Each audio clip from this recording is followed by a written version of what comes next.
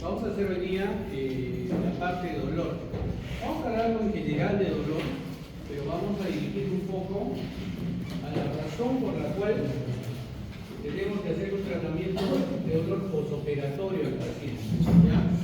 Todos recordemos que a nosotros estimular al paciente quirúrgicamente va a haber una liberación de una serie de sustancias químicas, neurotransmisores, que van a estimular las terminaciones nerviosas. Y al estimular las terminaciones nerviosas va a comenzar algo que yo conozco como la carretera del dolor, ¿no? Va a correr el dolor hasta nuestro cerebro. Y así estemos dormidos, por anestesia general, los transmisores van a seguir produciéndose. Y al seguir produciéndose, van a comenzar a producir dolor, así estemos nosotros dormidos. Y al despertar, ese dolor va a ser intenso. Les hablo de una anestesia hace unos 30 años atrás, ¿no? Hace unos años hemos comenzado a tener una política ya más agresiva sobre el tratamiento de dolor, porque esto nos implica de que el paciente se levante más rápido, haya menos infecciones posoperatorias, de vida posoperatoria, y haya mucho menos tiempo de vida a hombre en cama hospitalización, ¿no? Movemos más rápido las camas y el paciente se va a su casa más rápido y podemos operar a más personas, ¿no? Entonces hoy día vamos a hablar sobre qué es el dolor, los tipos de dolor, cómo se transmite el dolor, las estructuras están implicadas y finalmente vamos a ver algunos tratamientos, cómo vamos a tratar el dolor. La siguiente. Entonces, ¿qué es el dolor? La siguiente. El dolor es un concepto antiguísimo, miren, del siglo pasado, del 79, la IAS. La IAS es una institución, la Asociación Internacional para el Estudio de Dolor, sus siglas en inglés, es la que, digamos, inició esto, ¿no? El tratamiento para el dolor. Tiene un super hospital en Canadá, en Ottawa, un super hospital, y los casos más difíciles de dolor, los imposibles de tratar en cualquier otra parte del mundo, siempre acaban por ahí, ¿ya? Para los que tienen recursos. Entonces, es una experiencia sensorial desagradable asociada a una lesión ística presente o potencial, ¿no? Es decir, esta sensación puede estar presente si es que le hacemos una lesión o si es que esta lesión es interna, es potencialmente interna al sistema nervioso central. Hemos acuñado muchos conceptos de dolor en lo que va en los últimos años.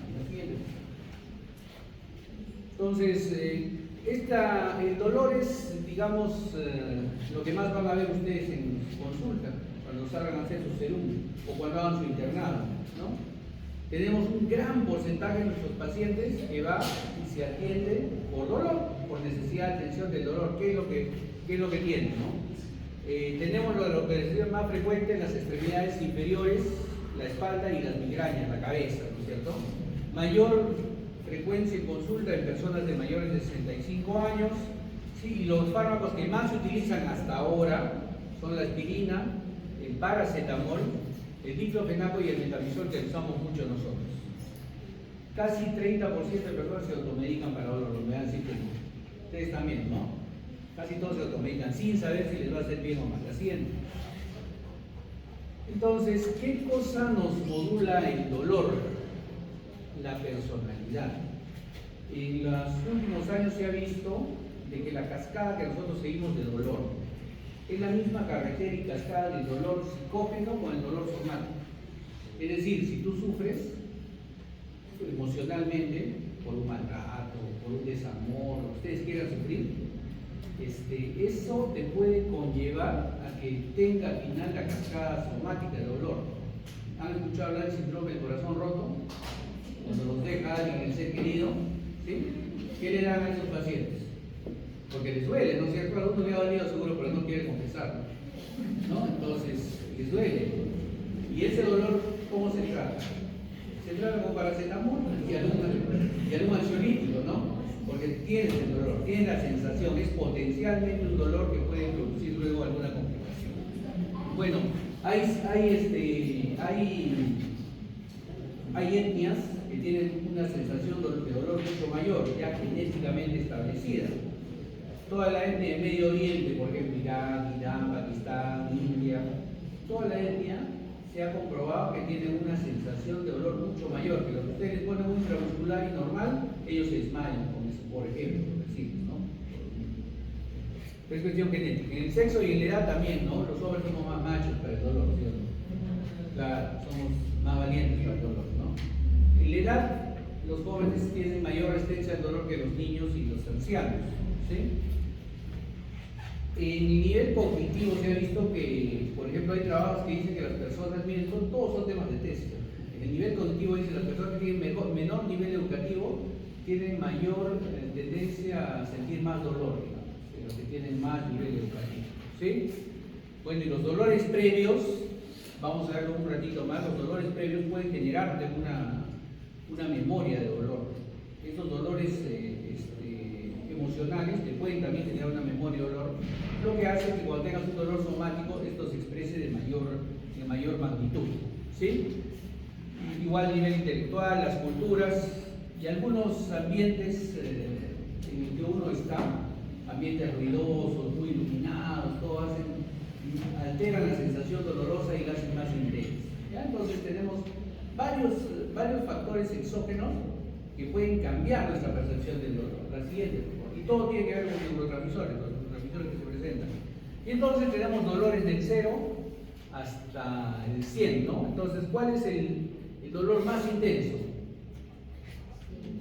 El dolor 0 es cuando no te duele nada, como están ahorita supongo todos, ¿no? Y 100, ¿cuál es el dolor?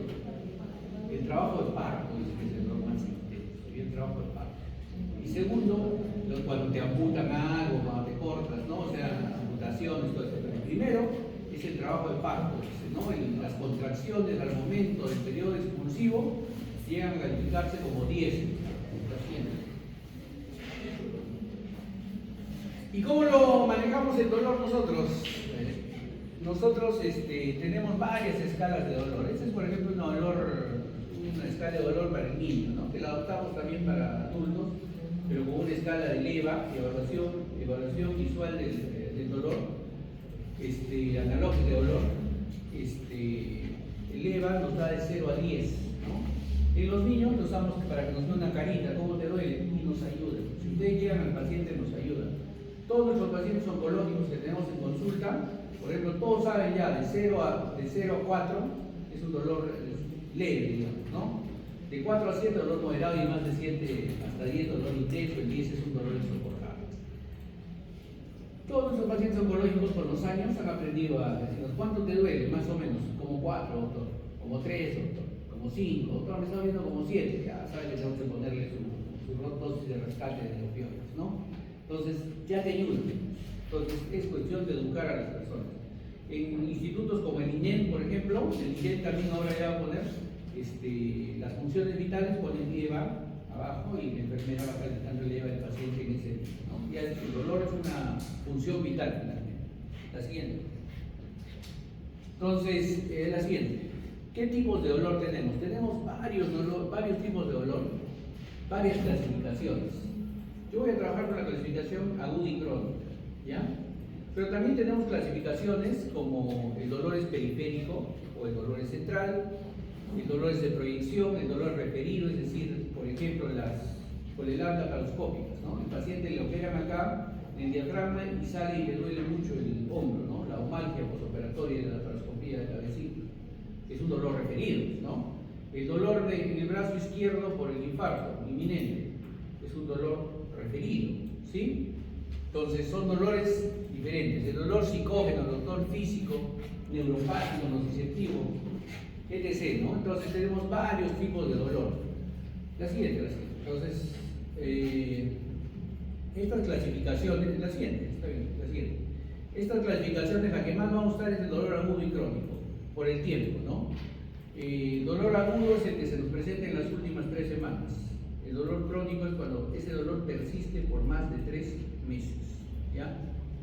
Y este dolor crónico de más de 3 meses podemos dividirlo también en un dolor crónico benigno y un dolor crónico maligno, ¿no? El dolor crónico maligno, ustedes ya lo saben cuál es, los pacientes oncológicos. Y el crónico benigno, ¿hay alguna enfermedad que ustedes sepan que produce un dolor crónico benigno? Por ejemplo, migraña. La migraña podría ser. Otro.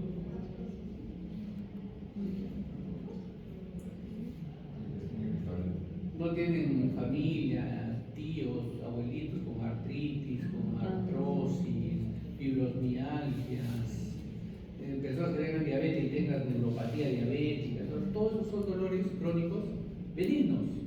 benignos entre comillas, porque al paciente le va a sentir, ¿no? Así es. Entonces, según su localización puede ser dolor somático, dolor visceral. ¿Cuál es el dolor somático? Huesos, músculos. ¿Cuál es visceral? Los del intestino, los centrales, cólicos, ¿no es cierto? Esos son los dolores centrales. ¿Así es? Y estos dolores, ¿cómo se transmiten? Lo que vamos ahora. ¿Cómo se transmite el dolor? ¿Cómo vamos nosotros a llegar a percibir el dolor? Porque en base a eso se dé tratamiento del dolor. Si ustedes no saben cómo se transmite el dolor, están disparando al aire, ¿no? Así es. Bien. Vamos a hablar sobre nocicepción, ¿no es cierto? Sobre nocicepción. Esta etapa es una etapa bioquímica, ¿ya? Es una etapa bioquímica. ¿Qué pasa en esta etapa bioquímica? Nosotros recordemos que tenemos terminaciones nerviosas de dolor a nivel periférico, ¿sí? Tenemos una terminación nerviosa a nivel periférico. Viene el cirujano con su cuchillo y le mete un cuchillazo al paciente para comenzar la operación. Listo. ¿Qué comienza a liberarse en ese momento? Se libera lo mismo que se libera si ustedes se golpean, si ustedes se pelean y les dan un golpe, si los atropellan y se caen, se libera lo mismo, exactamente lo mismo. Se comienzan a liberar prostaglandinas, histamina, bradicinina, factor de necrosis tumoral, péptido C, etc. Hay cerca de 30 sustancias que se liberan. Todas esas sustancias van a irritar, por decir así, nuestras terminaciones nerviosas rufínicas, ¿se acuerdan? ¿No? O sea, todo eso sí lo han visto una vez en la vida. ¿Ya? Entonces, todas esas sustancias nociceptivas van a irritar esas terminaciones nerviosas. Esas son dendritas de neuronas periféricas y las van a irritar. Y la nocicepción quiere decir que las van a traducir, van a volverlas impulsos eléctricos. ¿Ya? Eso es la nocicepción. Esas sustancias van a estimular a nuestras terminaciones que tenemos a nivel periférico y van a estimular esas dendritas. Y esas dendritas a su vez son parte de una neurona nerviosa, ¿no? Que va a correr como un nervio, ¿sí? Entonces, ahí vamos a ver toda la nocicepción que va a venir la transmisión del estímulo. ¿Dónde viene la transmisión del estímulo? La transmisión viene a través de los nervios periféricos, ¿sí? Entonces, esta nocicepción tiene un nombre, se llama transducción, porque vamos a traducir, vamos a transducir esa sensación química, la vamos a irritar los nervios y la vamos a pasar por la neurona. De ahí vamos a transmitir el dolor, ¿sí? Y esa transmisión va a llegar hasta nuestra médula espinal. Y en nuestra médula espinal vamos a modular el dolor. Vamos a ver ahorita en esquemas, ¿ya? Vamos a modular el dolor, vamos a hacerlo más grande o más chiquito el dolor ahí, en la médula espinal. O sea, todas sus experiencias que han tenido antes, porque algunos seguramente han tenido una experiencia muy dolorosa, ha quedado grabada en su médula, ya en su asta dorsal, ahí ha quedado grabada. Y ahí viene nuestra memoria de dolor, nuestra modulación, en el asta dorsal de la médula. Modulación. Bueno, y ahí sube y se va a percibir. ¿Y dónde se percibe? ¿Dónde perciben todos el dolor? ¿Sí se acuerdan de neurofisiología, de neuroanatomía? ¿Dónde se percibe? En el hipotálamo. En el hipotálamo. Ahí tienen hambre, sed, deseo, y dolor, ¿no? Entonces ahí tienen los sueños, todo eso. Ahí se percibe el dolor. Y de ahí va hacia nuestra corteza cerebral, y en la corteza cerebral nosotros sufrimos y le damos un comportamiento hacia ese dolor. Entonces, fíjense, la carretera nace a nivel periférico, va por la autopista de los nervios hacia el asta dorsal. En el asta dorsal toma un viaducto y cruza y se va hacia el asta anterior y sube hacia el hipotálamo. Y en el hipotálamo, entonces se percibe el dolor, se siente y se va hacia la corteza, que es la parte donde nos modula, ¿no? A los seres humanos. Nos dice, ¿te vas a portar así o no? Y ahí es donde viene su educación hacia el dolor. La siguiente. Porque si ustedes cuando comienzan a trabajar en los hospitales van a ver cómo la gente se puede bloquear con dolor, sobre todo en sala de partos, van a ver cómo gritan y otros están tranquilos. grita y otros gritan. Ese es su comportamiento. Entonces, vamos, la nocicepción, la transducción del dolor. Tenemos una serie de sustancias, ¿ya? Prostaglandinas, radicinina, sustancia B, histamina, serotonina, el potasio, ¿no? El factor de necrosis tumoral, etc. Aquí, en esta liberación de sustancias, sí podemos intervenir. De todas esas sustancias, ¿cuáles han estudiado ustedes en toda su carrera que se podría inhibir su formación? ¿Cuáles? Las prostaglandinas, ¿no? ¿Quién inhibe a las prostaglandinas? ¿Quiénes? AINES, sin miedo, usted ya sabe, ya todos los AINES. Entonces ya saben por qué los AINES trabajan ahí. Pero a veces los AINES no son suficientes. ¿Por qué? Porque hay un montón de sustancias, ¿no? Hay un montón de sustancias. Esa es la razón, ¿no? Entonces, también podemos producir histamina y serotonina y tenemos antidepresivos que podemos usarlos para el dolor, para el manejo del dolor también, ¿sí? Entonces, si no lo manejamos ese dolor, esa sensación ahí, comienza a producirse más cantidad y comienza a estimularse más los nervios. Si es constante, puede producir algo que llamamos hiperalgesia, ¿no? En el cual tú solo le rozas la piel al paciente y el paciente chilla el dolor, ¿sí? Que muchos niños lo tienen, ¿estás viendo? Por ejemplo, en el trabajo de parto, ¿no es cierto? En el trabajo de parto van cambiando los transmisores y van cambiando los tipos de las vías de dolor, ¿sí? El trabajo de parto es bien bonito para explicarlo, seguro lo han hecho en obstetricia, ¿no? Que en cada lado duele diferente, ¿sí? Va abriendo la dilatación, va abriendo la segunda fase, la tercera fase, cada una duele diferente. ¿Por qué? Porque agarra diferentes vías de los pacientes. Siguiente. Ahí. Entonces, comenzamos con por ejemplo acá, la inflamación cervical, cuando comienza la dilatación, comienzas a liberar todo lo que son prostaglandinas, factor necrosis, interleucinas, etc., todos esos nociceptores, ¿no? Y comienza la sensación dolorosa de la paciente, al comenzar la dilatación cervical. Siguiente.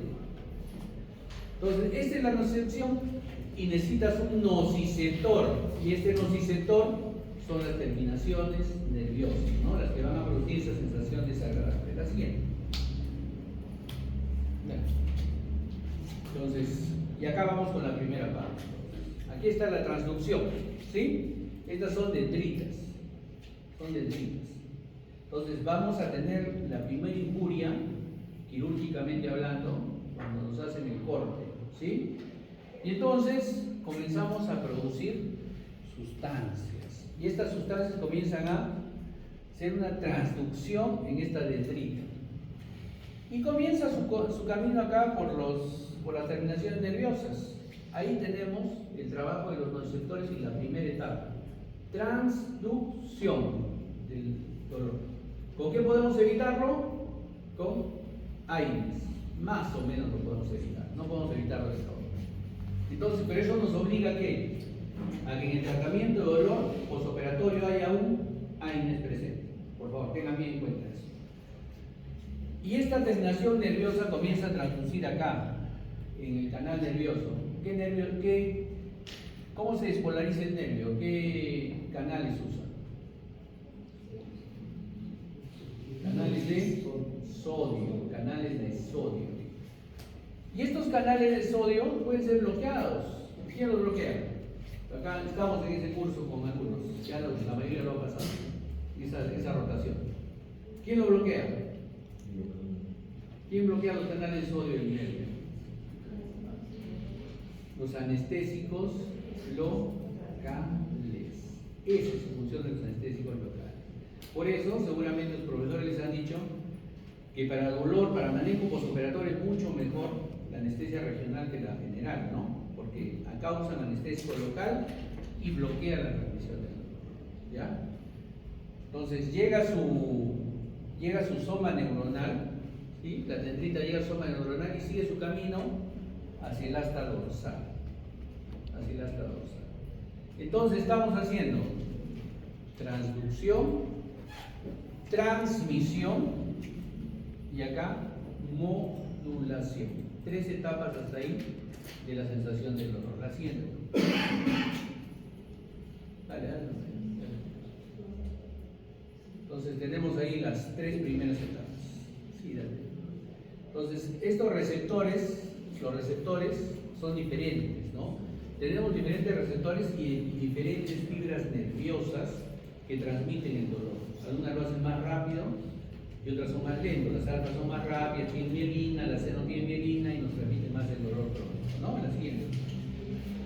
Entonces ahí tenemos las fibras nerviosas, ¿no? Las fibras nerviosas aferentes, las que van a ir hacia la columna. La siguiente. Bien.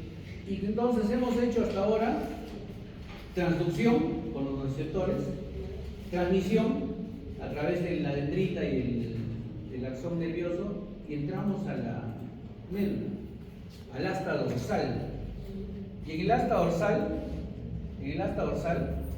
tenemos una neurona que ingresa a unas láminas que ya seguramente se van a acordar ahora que son las láminas de Rexet, ¿no es cierto? Bueno, acá en esta zona dorsal existen receptores opioides, ¿ya? Receptores opioides. Y estos receptores opioides, ¿quién los proporciona? Existe una interneurona, entre la neurona que viene y la neurona que se va a ir, existe una neurona pequeña, que es la que hace como de concuerdo, ¿ya? Recordemos que tenemos nosotros receptores opioides endógenos, ¿o no? ¿Tenemos? ¿Tienen opioides endógenos o no ustedes? Tienen, si no, ¿cómo se van a sentir felices? Pues? ¿No? ¿Cómo van a disfrutar la vida si no tienen opioides endógenos? Los opioides, ustedes saben que nos proporcionan esa sensación, los endógenos, las endorfinas, ¿sí? Entonces tenemos receptores para opioides endógenos. Si nosotros hacemos actividades que nos permitan la secreción de sustancias, la secreción de endorfinas, vamos a hacer la vida mucho más llevadera y los dolores van a ser mucho menores. ¿Qué nos produce? Toda sensación placentera que tengan en la vida les va a producir endorfinas. La risa les produce endorfinas, ¿no? Entonces, aquí es donde las endorfinas pueden bloquear o modular el dolor. ¿Ya? Hay la sustancia P, hay receptores de serotonina. Pero ¿qué sucede? ¿Qué sucede acá? Acá es donde se puede ampliar o disminuir el dolor. Las vivencias anteriores, si tú eres un paciente depresivo, ¿tienes serotonina o no tienes serotonina? Alteras tu sistema de la serotoninérgico. Y entonces viene el dolor y se expresa mucho mayor dimensión. No va a tener mucho más dolor el paciente que tenga depresión. ¿Ya? ¿Con qué bloqueamos acá? Si tiene receptores opioides para evitar el dolor, ¿con qué lo bloqueamos? ¿Qué medicamentos opioides conocen? Un opioide. Tramador, que es un opioide medio caleta, ¿no? Porque es serotoninérgico y es antiserotoninérgico y es opioide puro, ¿no? Entonces tiene las dos: codeína, morfina, la reina de los opioides, ¿no? Entonces todos esos trabajan acá. Entonces, ¿a qué nos obliga hasta ahora el tratamiento de dolor? A ver, nos obliga a ponerle un AINES al paciente, de repente un anestésico local, poder infiltrarle bien un anestésico local, que es un protocolo ahora ya europeo ya establecido, y darle un opioide. Entonces ya nos ha hecho el tramador, compañeros, ¿no? Entonces nuestro esquema, por ejemplo, en el hospital, ¿qué hacemos? Metamizol y tramador, Diclofenac a todos los pacientes. Dexametasona le agregamos, que inhibe la formación de prostaglandina y es antiemético. Listo. Bloqueamos todas las vías. Vamos a ver ahorita qué significa eso. ¿Ya? Ese es nuestro esquema.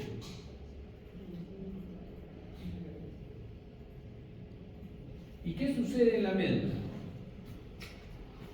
Cuando entras al asta dorsal y se modula el dolor, entonces va a venir acá un intercambio vial y te pasas al asta ventral, al as ventral anterior, ¿no es cierto? Y entonces comienzas a subir. El dolor sigue y se va subiendo. Sigue subiendo. Pasa por el bulbo y llega a nuestro hipotálamo, y nuestro hipotálamo, en los núcleos posteriores, ¿no? Lo percibe el dolor. sientes el dolor, ahí lo percibes. ¿Y cómo lo asumes? ¿Cómo te comportas? Porque va a ir el dolor hacia la corteza cerebral. Cuando haces anestesia general sin ponerle analgésico al paciente, en la zona periférica no vas a tener que irlo a bloquear porque no le has puesto AINES. Sigue corriendo, no se va a bloquear porque no le has puesto anestésicos locales.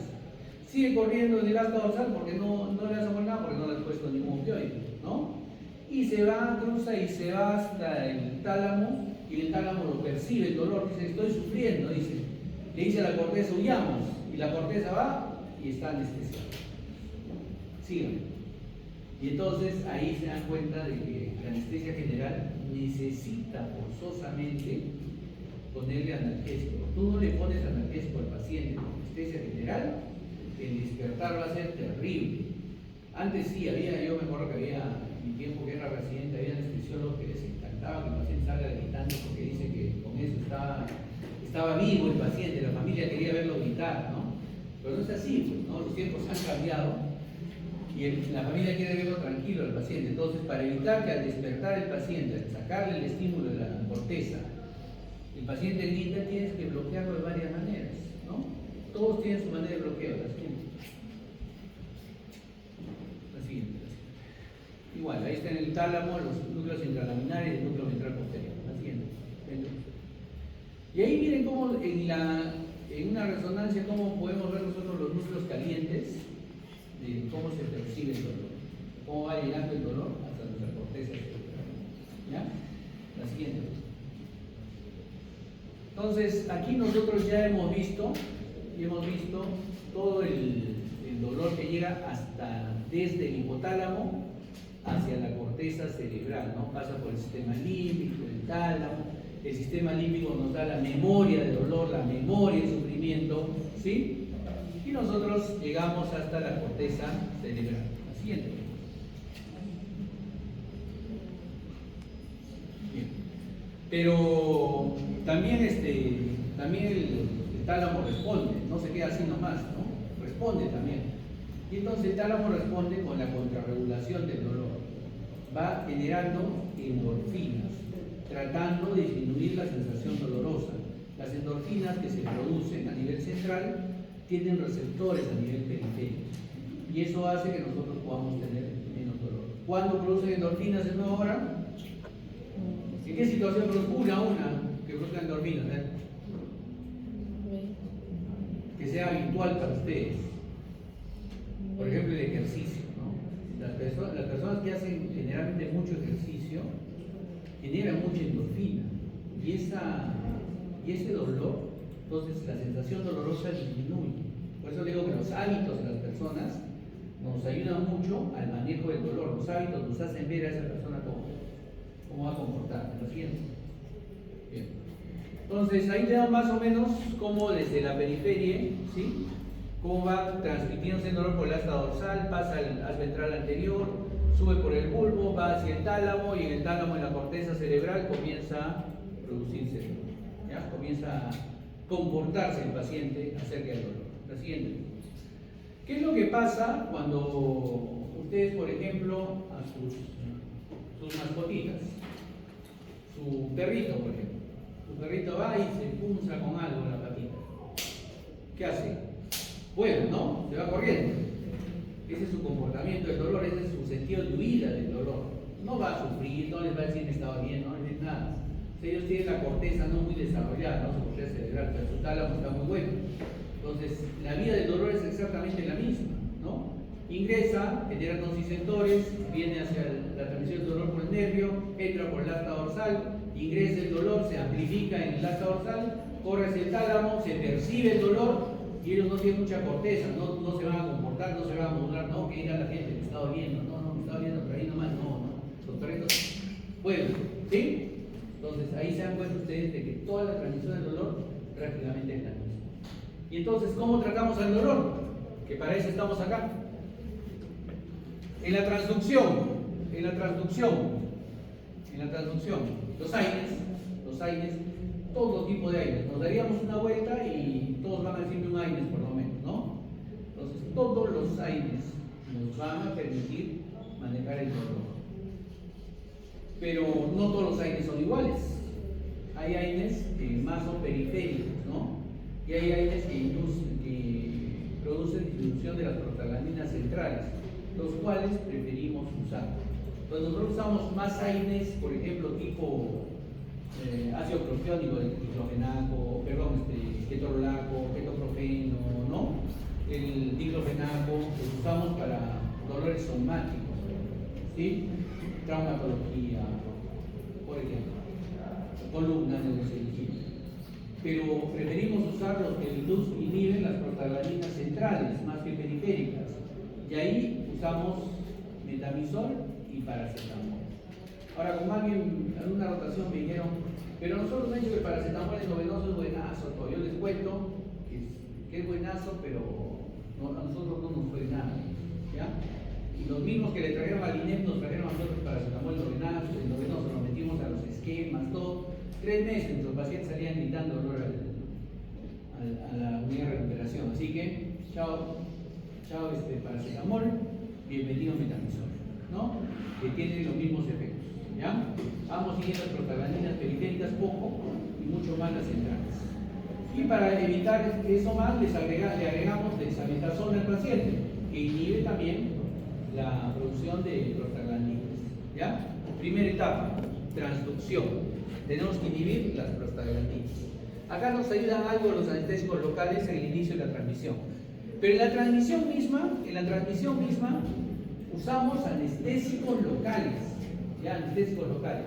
Sean infiltrados, sea raquidia, sea epidural, los anestésicos locales nos garantizan que la transmisión sea mucho menor.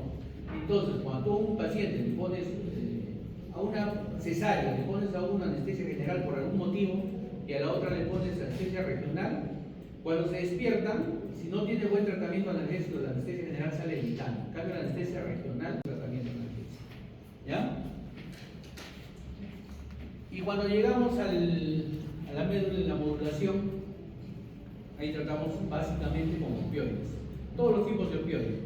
El tramador es casi en todos los esquemas. Algunos le han agregado codeína, que es un bloquear los opioides muy bueno también. ¿Sí? Puedes ponerle opioides intraquetal, es decir, ponerle el opioide directo al espacio epidural y te va bien. Estamos usando algunos bloqueadores de los receptores alfa, como la dexmedetomidina. ¿Por qué los receptores alfa es con la noradrenalina? ¿No es cierto? Tiene que ver con la noradrenalina, para el estímulo. Estamos usando nuestra ketamina tan querida ahora, estamos usando también como dolor, ¿ya? Como dolor, en esta zona de la modulación. Y la percepción en el hipotálamo, como les dije, ahí tenemos full receptores, tenemos opioides con endorfinas, tenemos prostaglandinas, tenemos receptores de los AINES, tenemos receptores alfa, entonces usamos todos los que hemos usado antes, AINES, paracetamol y opioides, ¿no? Entonces el dolor no puede tratarse un dolor postoperatorio solo con un medicamento. Como han visto, sería imposible, ¿no? Sería imposible. Entonces, ¿por qué? Porque le pongo solo a la cesárea le pongo solo su epidural. Sí, estoy bloqueando acá. Pero en la nocicepción, cuando le hacen el corte para la cesárea, sigue produciendo transmisores del dolor, ¿no? Sigue produciendo prostaglandinas, histaminas, todo eso. Entonces, pasa el efecto del anestésico local y esos neurotransmisores están ahí están, y comienzan su efecto. Entonces, igual le va a valer a la persona. Bien, entonces, ¿cuándo lo usamos el dolor? ¿Cuándo usamos los AINES? En el trauma quirúrgico, cuando no tenemos, por ejemplo, tenemos pacientes, raro es que tengamos pacientes alérgicos a los opioides, pero los tenemos AINES. Cuando tenemos pacientes con hiperalgesia, que se han educado, toman pastillas que dan miedo, entonces hay que darles un tratamiento previo al paciente antes de la operación, ¿no? Tenemos que darles AINES, tratamiento de dolor solo con AINES. Cuando hay pacientes, por ejemplo, que se me duermen y pueden tener problemas, los gorditos que tienen apnea obstructiva del sueño, si yo les pongo opioides, cuando los voy a querer despertar, de repente en una de esas intentos de despertarse nunca más despiertan, ¿no? Porque les induzco el sueño. Recuerden que ellos se duermen, ¿no? O cuando tienen EPOC severo, por ejemplo, ¿no? Esos pacientes se duermen, no juntan su CO2, pero ya no vuelven a despertar, porque su sistema de estimulación respiratoria está totalmente alterado. Ahí usamos AINES, ¿ya? También en esos pacientes. Solo AINES. La siguiente. Y en general nosotros entonces tenemos que tratar desde todos los ángulos posibles el dolor. Sobre todo que tenemos que darnos cuenta que el dolor viene de la parte periférica, pero su manejo en el hipotálamo y su manejo en la corteza cerebral y en los diferentes núcleos cerebrales requiere que tengamos analgésicos sistémicos. La siguiente.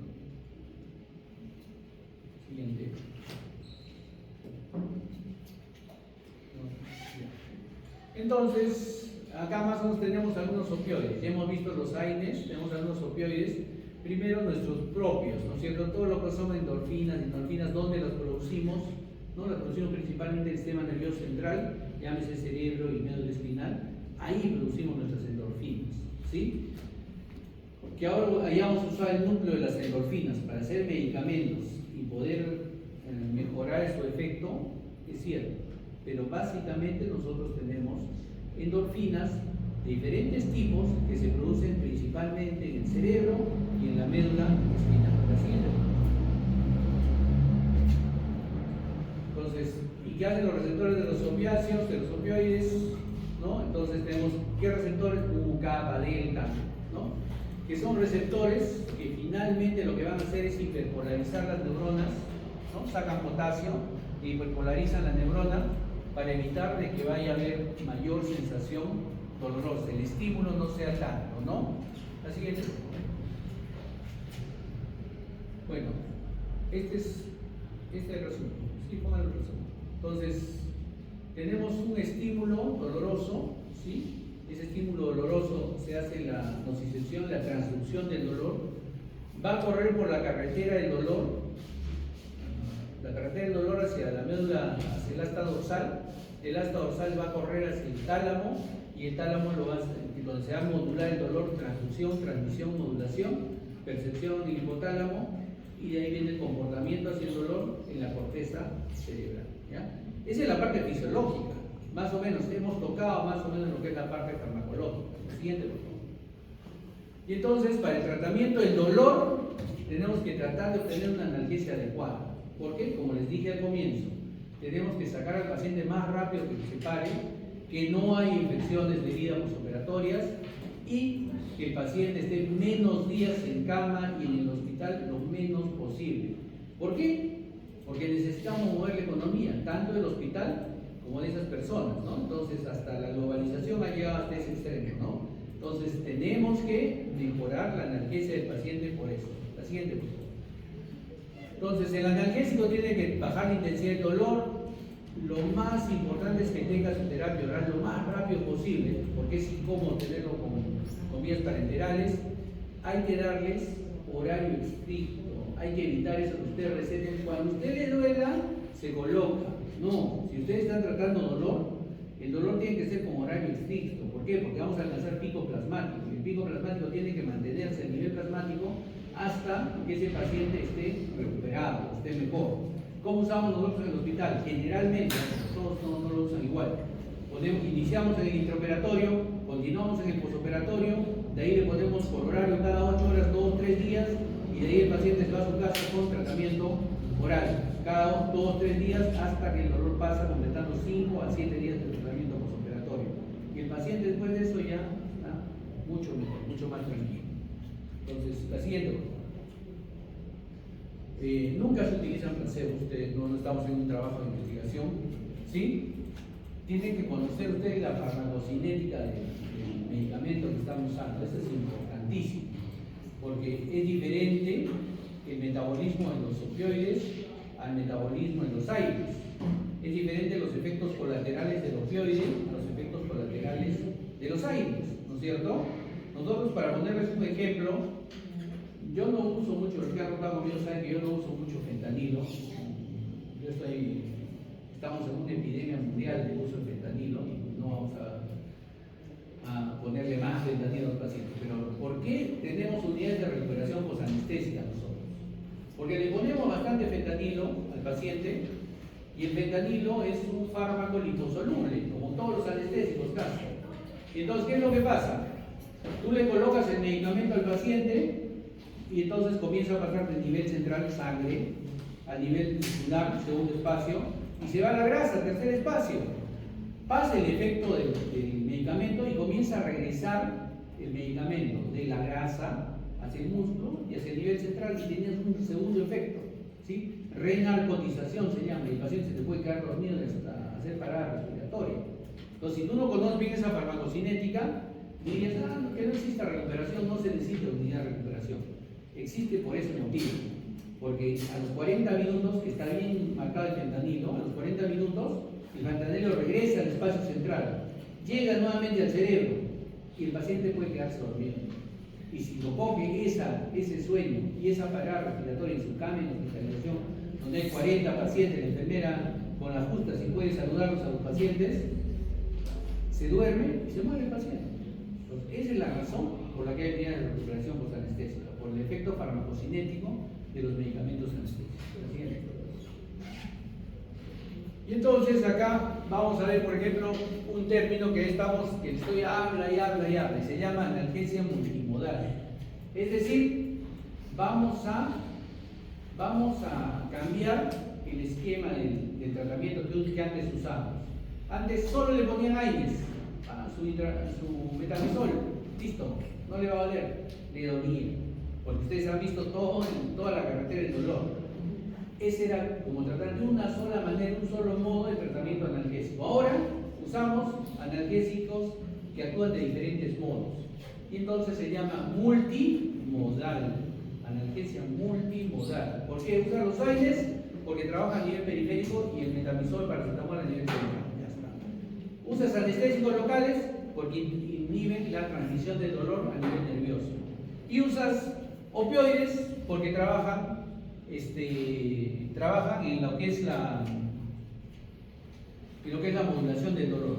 Podemos coadyuvarlo con otros, sí, por ejemplo el paracetamol, como les decía, trabaja en diferentes sitios. La desmetormidina trabaja como inhibidor de los receptores alfa, bloqueador de los receptores alfa. La ketamina, el sulfato de magnesio estabiliza la membrana neuronal, son coadyuvantes, pero son diferentes modos, multimodal, cada uno de un diferente modo. ¿Está haciendo? Y entonces, para terminar, vamos a hablar rápidamente de lo que es la escalera analgésica. Esta escalera analgésica es más que todo para tratamiento de dolor crónico, ¿ya? Crónico. ¿Por qué? Porque ustedes cuando salgan del serum van a ver pacientes con dolor crónico. Vaya al pueblo y dice, ese viejito, ningún doctor serumista lo ha podido tratar, le duele su pierna siempre, le duele su brazo siempre. Entonces ustedes van más leídos, ¿no? Comienzan a investigar, ¿por qué le duele? Entonces vamos y decimos, en todo tratamiento de dolor, a veces es bueno que llegues y saques todo lo que le han dado antes, ¿no? Retírale todo, ¿ya? Generalmente eso hago yo con los tratamientos de los oncológicos, ¿no? Porque ya los han trabajado con bombas, los han trabajado todos a pacientes que toman por vía oral. ¿Para qué hacen eso? Yo les quito las bombas y les doy comienzo el tratamiento oral, ¿no? Igual, si tú ves que no está yendo bien, sácale todo y comienzas. Primer escalón de la escalera analgésica, cuando el dolor es leve. Si el dolor es leve y es un paciente crónico, ambulatorio, ¿con qué creen que lo pueden tratar? Leve. ¿Qué le dan?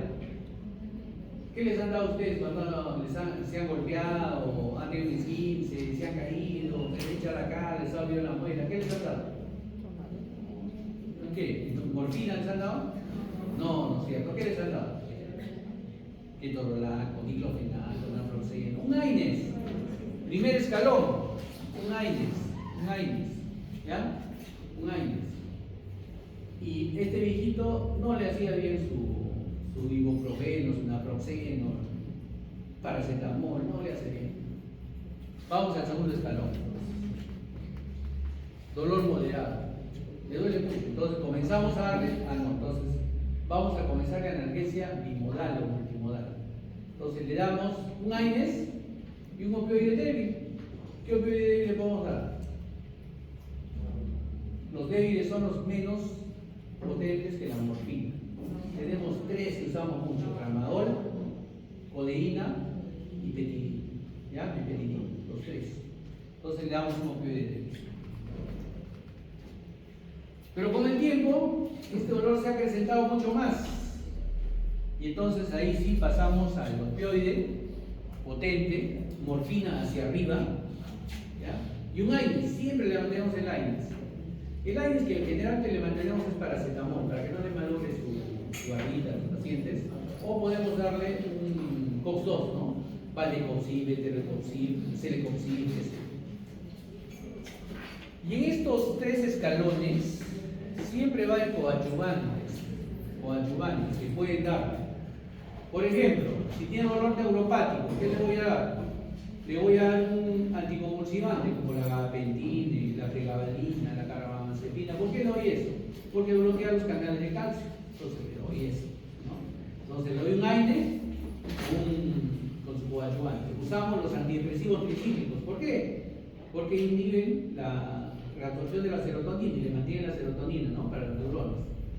Y entonces le damos un antidepresivo tricíclico. Esos son coadyuvantes, o sea, la base de la analgesia es AINES, opioides, ¿sí?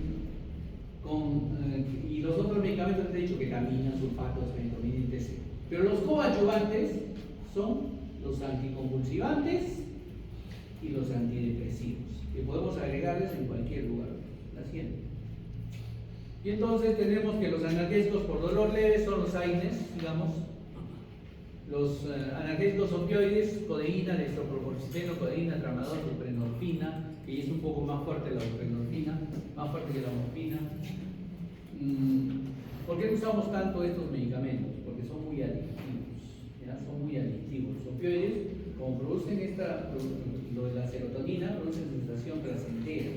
Y entonces muchos pacientes comienzan a usar ya no por dolor, sino por uso personal, ¿no? Placer personal, los opioides.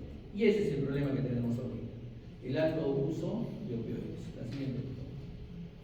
Entonces, y los opioides fuertes, la morfina, la hidromorfona. ¿Alguien ha visto todavía Dr. House? Ya creo que ya no está. Sí, todavía está, ¿no? Dr. House. ¿Alguien ha visto? Yo lo odiaba, ¿no? Pero el Dr. House tenía un dolor crónico, ¿sí? Benigno, pero que él lo trataba como maligno. ¿Qué tomaba?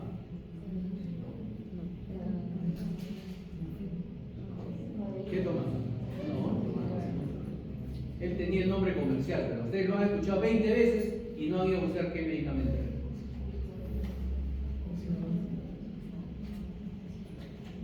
Hidromorfona. ¿Ya? Lo que él toma es hidromorfona. Entonces es un adicto a hidromorfona, por eso era así su forma de ser. El resto son medicamentos opioides. La siguiente, está bien. ¿Y qué tratamientos adyuvantes tenemos?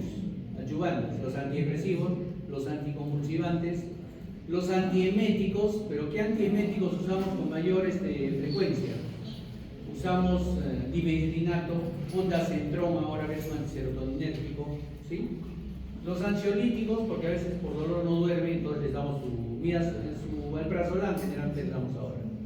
A veces usamos algunos glucocorticoides, dexametasona, por vía intravenosa, prednisona por vía oral, inhiben la formación de ácido araquidónico y nos disminuyen la formación de prostaglandinas.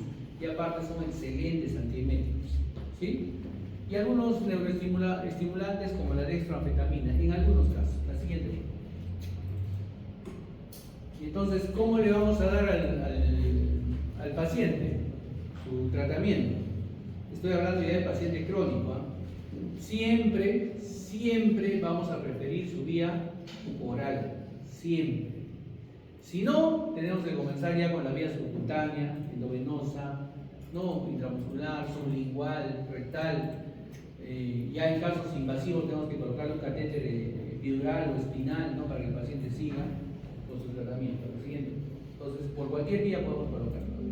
¿Y cuáles son los efectos de los opioides? Los más peligrosos de los efectos de los opioides: la depresión respiratoria, la sedación excesiva, náuseas y vómitos. El paciente entra en confusión mental, ¿sí? Pueden tener intolerancia o efectos de delirio y la constipación. Lo más común es que el paciente que use opioides, que lo mandas a la casa con su, qué sé yo, con su oxicodona, con su metadona vía oral, con su paracetamol, se te estreñe, ¿no? Es lo más común. La mayoría de pacientes oncológicos en tratamiento paran estreñidos por los opioides. Paciente. Y entonces, para tratar opioides, para tratar los dolores crónicos con opioides, tenemos que tratarlos con equianalgesia. ¿Qué quiere decir? Que si, por ejemplo, le estoy dando, porque en mi hospital pasa mucho, creo que en todo lado pasa eso, le estoy dando oxicodona, y se acaba la oxicodona. ¿Qué hay? Metadona, ya le cambio a metadona. Entonces, hago la equianalgesia oxicodona con metadona. Le estoy dando morfina por vía oral. Le estoy dando morfina endovenosa y el paciente ya despertó, ya comienza a comer todo. La cambio de vía oral, ¿no? Entonces tenemos que dar esa equianalgesia. De vía oral a vía rectal se absorben igual, es 1:1, la misma dosis. Pero si el paciente está tomando vía oral y le vamos a pasar a vía subcutánea, lo dividimos entre 2. Y si el paciente está tomando vía oral y lo vamos a pasar a vía endovenosa, lo dividimos 3 veces, ¿no? Por ejemplo, toma 30 miligramos de morfina oral y ya no puede tomarlos, tenemos que pasar endovenosa, entonces le vamos a dar 10 miligramos. Si toma 30 miligramos de morfina al día y ya no puede tomarlo porque ya no tolera la vía oral, lo paso a subcutánea y le pongo 15 miligramos. ¿Ya? 2:1, 3:1. Y así lo vamos manejando el dolor. La siguiente. ¿Ya? Y bueno, y finalmente lo más importante de todo este tratamiento crónico, ya no agudo, crónico, hemos comenzado a hablar de crónico desde la escalera analgésica. El tratamiento crónico del paciente, el dolor crónico del paciente, lo más importante es la educación a la pareja. Y es ahí donde flaqueamos mucho. ¿Ya? Porque la mayoría de pacientes están hospitalizados insulsamente, los pacientes oncológicos. Nosotros tenemos esa idea de que el paciente oncológico tiene que irse a su casa, se recibe su tratamiento paliativo y a su casa, ¿no? Y que lo vea Padón, y que lo vean las postas periféricas, no por el médico familiar, ¿no? Pero no podemos nosotros cargarnos en el hospital todos los pacientes oncológicos, porque uno, no tenemos logística, dos, no nos vamos a abastecer, y tres, el paciente oncológico que sabe cuál va a ser su final, no quiere que su final sea viendo al doctor tanto o a la enfermera tanto, ¿no? Quiere que su final sea viendo a su familia, estando cerca de su familia y estando en su casa. Entonces, es ahí donde tenemos que educar bien a la familia y al paciente. Tenemos que explicarle bien el tratamiento, explicarle bien las dosis de rescate que le podemos dar al paciente y explicarle cuándo lo tienen que traer. No siempre el paciente decide que está hospitalizado. La siguiente. Listo, jóvenes. Preguntas, dudas. Esperemos, lo más importante es parte de la Sociedad Peruana de Dolor. Lo más importante es que nuestros pacientes sean tratados adecuadamente. Yo sé que el tratamiento de dolor en el hospital, para un tratamiento de dolor posagudo, posoperatorio agudo, es diferente. Ustedes lo tratan 5 días y a su casa, y por vía oral. El dolor en su centro de salud, en sus postas, cuando hagan serum, vía oral, no funciona, comienzan con su escalerita analgésica, ¿no? Y el dolor crónico sí va a necesitar forzoso que comiencen a ir subiendo escalón por escalón. Pero doctor, yo no soy oncólogo, yo no soy algólogo, ya está. Pero ustedes, ¿cuál es nuestra política? Que el hospital no aparezca ese paciente solo si se complica realmente. Entonces, muchos de ustedes van a ver sus pacientitos oncológicos en sus postas y van a tener que manejar el dolor. Y los que lo van a llevar son, si no tienen médico familiar en su posta, o el serum va a estar solitos y tienen 3 pacientes y de ustedes uno es oncológico, ya se pegaron, tienen que derivarlo en el día que sea necesario, ¿ya? Y de la manera que sea necesaria. No siempre hay que derivar al paciente. Como les digo, un paciente oncológico con dolor crónico quiere estar en su casa. O sea, se deriva y se queda un tiempito y regresa a su casa. Y ahí el médico de periferia que tiene que estar. Listo, jóvenes, muchas gracias.